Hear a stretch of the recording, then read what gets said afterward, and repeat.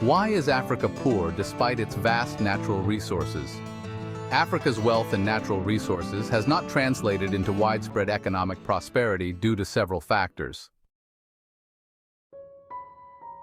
Resource curse.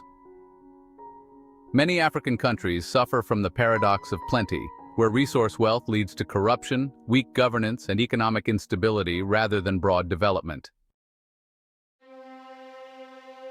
Colonial legacy. Colonialism structured African economies around raw material extraction for export, leaving behind weak industrial bases and economic dependency.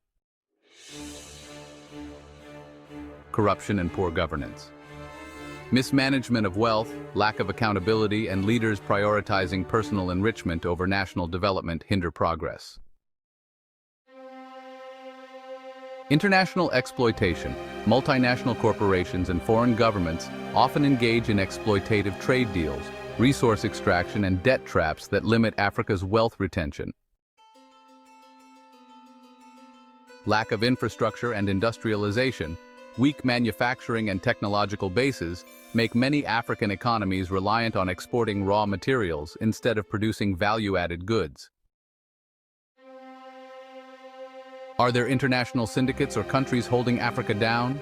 Yes, there are systemic global factors that contribute to Africa's slow progress. Unfair trade agreements. African countries export raw materials cheaply while importing expensive finished goods, creating economic imbalance. Debt traps. High-interest loans from international financial institutions and foreign nations burden African economies.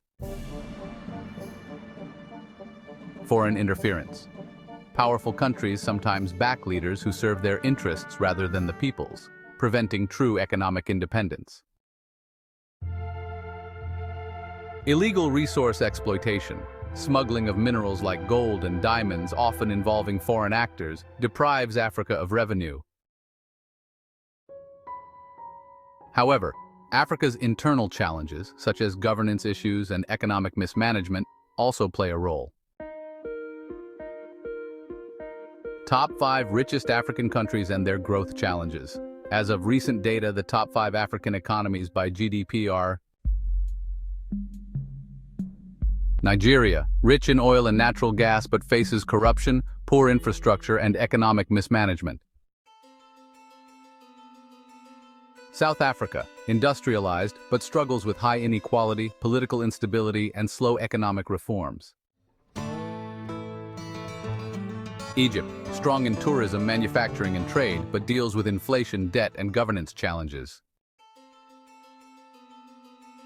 Algeria, an economy driven by oil and gas. However, there's an over-reliance on hydrocarbons, which really limits diversification. Morocco is growing in tourism, agriculture, and manufacturing, but it needs more job creation and innovation to truly thrive. Their slow growth is due to governance issues, economic policies, dependence on raw material exports, and global economic pressures. How Africa's young population can be an advantage. Africa has the world's youngest population with over 60% below 30 years.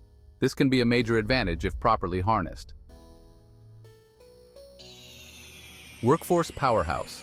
A young, growing workforce can drive economic productivity and innovation. Technological innovation. Digital entrepreneurship is rising with tech hubs emerging across Africa. Market expansion. A youthful population means a growing consumer market for goods and services. Diaspora investment. Young Africans in the diaspora contribute through remittances and business investments. Global influence. A large educated youth population can increase Africa's geopolitical and economic standing. However, to maximize these advantages, Africa needs better education, infrastructure, and governance to turn its demographic dividend into real economic power.